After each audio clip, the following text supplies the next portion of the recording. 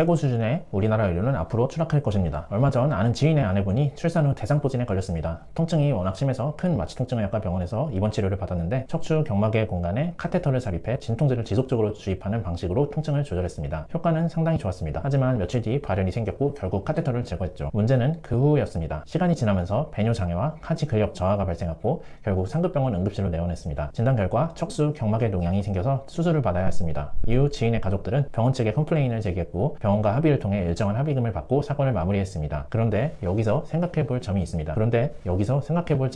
병원 측에서는 시술 전 충분한 설명을 하고 동의서를 받았을 가능성이 큽니다. 그럼에도 불구하고 왜 합의금을 지급하고 상황을 정리했을까요? 요즘 의료소송 관련 기사들을 보면 수술이나 시술에서 합병증이 발생했을 때 의사가 설명 의무를 다하지 않았다고 판결이 나오는 경우가 많습니다. 그러다 보니 의사들은 응급 상황에서도 신속한 처치를 하는 대신 환자 보호자에게 하나하나 설명하며 방어하는 데 집중해야 하는 상황이 생깁니다. 그러면 어떤 일이 벌어질까요? 의사들은 점점 합병증 가능성이 높은 시술을 꺼리게 됩니다. 결국 정말 필요한 환자들이 침습적이고 효과적인 치료를 받을 기회를 잃어버리게 됩니다. 중증 환자의 치료 가능성은 낮아지고 그동안 세계적으로 인정받았던 우리나라의 의료 수준도 점점 후퇴할 가능성이 높아지는 것이죠. 이런 흐름은 미용 피부과에서도 마찬가지입니다. 개인 피부과는 효과가 확실하지만 합병증 위험이 있는 파라미터를 그래도 조금 사용하는 반면 공장형 피부과는 누구에게나 안전한 세팅을 적용합니다. 결과적으로 일부 환자는 효과가 부족하다고 느낄 수 있지만 큰 부작용이 없으니 컴플레인은 줄어듭니다. 결국 의료진이 법적 리스크를 우려해 안전한 선택만 하게 된다면 정작 가장 도움이 필요한 환자들은 제대로 된 치료를 받지 못하는 상황이 될 수 있습니다. 우리는 이 문제를 어떻게 풀어나가야 할까요? 의료에 대해 더 많은 이야기가 궁금하시다면 구독과 좋아요 부탁드립니다.